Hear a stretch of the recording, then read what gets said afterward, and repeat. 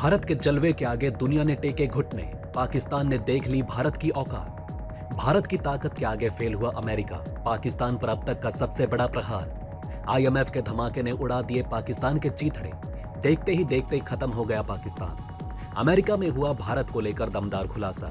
अचानक से भारत और रूस की तरफ दौड़ा अमेरिका। हारते हुए अमेरिका की सबसे बड़ी तस्वीर, तो ऐसे भारत और रूस के आगे झुकी महाशक्ति। एक नहीं, दो धमाके से दहला अमेरिका।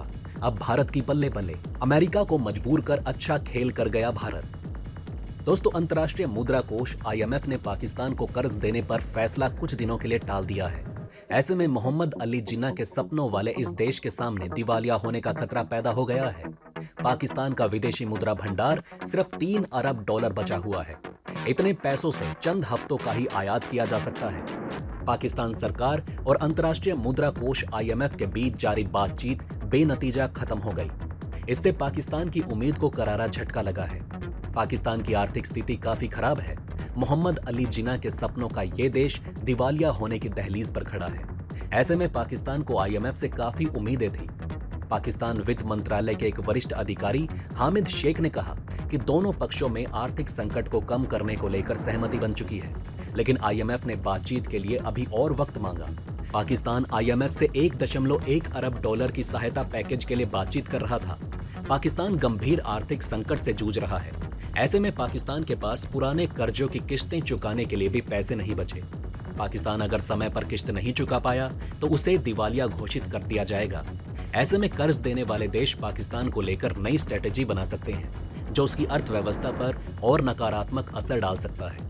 पाकिस्तानी सरकार ने इसी कारण से राहत पैकेज पर बातचीत के लिए पिछले हफ्ते अंतर्राष्ट्रीय मुद्रा कोष में एक दल को बुलाया।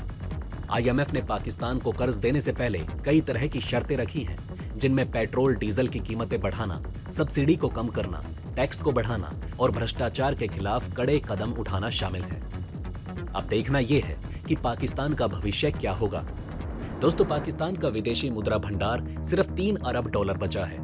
इतने पैसों में एक महीने के लिए भी आयात नहीं किया जा सकता। ऐसे में अगर पाकिस्तान दिवालिया घोषित होता है तो उसे काफी मुश्किलों का सामना करना पड़ सकता है। अगर आईएमएफ 2 से 3 हफ्तों के अंदर पैसे जारी नहीं करता तो पाकिस्तान का दिवालिया होना तय है।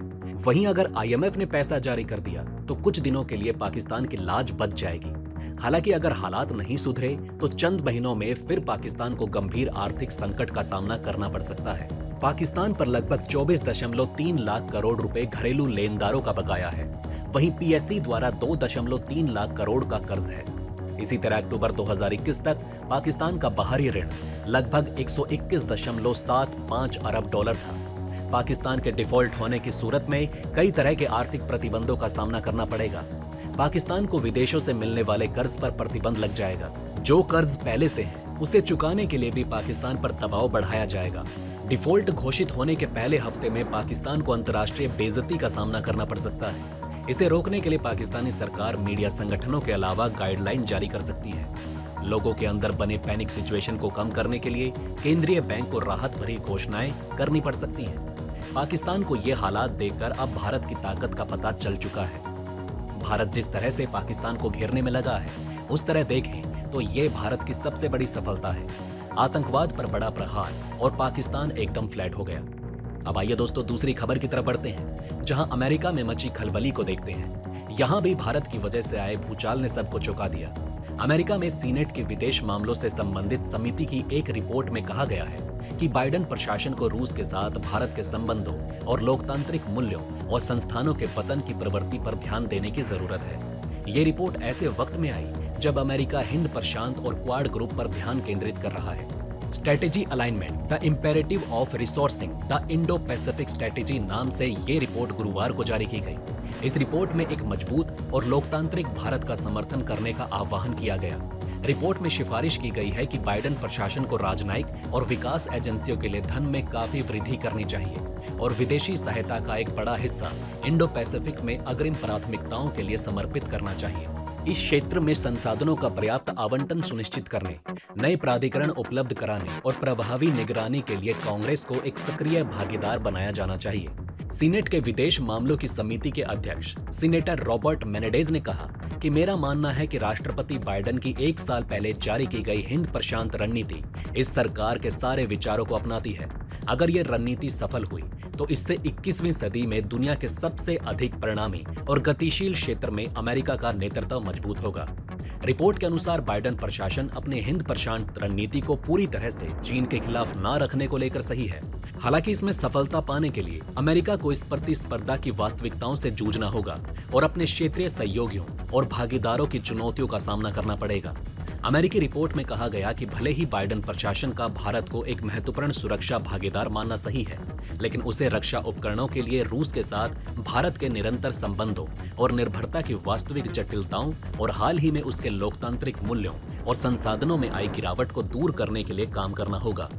रिपोर्ट के अनुसार भारत से अमेरिका के साथ व्यापार चीन से अधिक हो गया, जो दोनों देशों के बीच बढ़ते घनिष्ठ व्यापारिक संबंधों को दर्शाता है।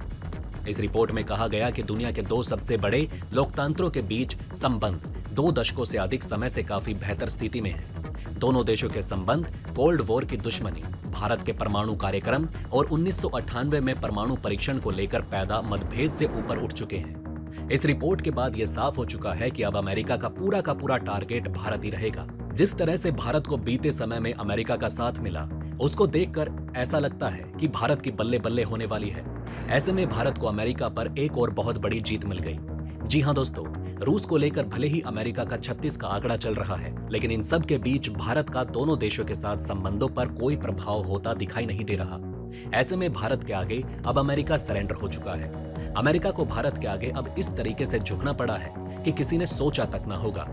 रूस और यूक्रेन का युद्ध शुरू होने के साथ ही रूस पर पश्चिमी देशों ने कई प्रतिबंध लगाए थे। इन प्रतिबंधों के बावजूद भारत ने रूस से कच्चा तेल खरीदना जारी रखा। प्रतिबंधों का फायदा उठाते हुए भारत ने सस्ते दामों पर ज्यादा तेल खरीदा। अमेरिका ने कई बार इसकी आलोचना भी की। अब अमेरिका इस मामले पर झुकता दिखाई दे रहा है। अमेरिका ने भारत के रूस से तेल खरीदने के मुद्दे पर अब कहा है कि उसे इससे कोई समस्या नहीं है।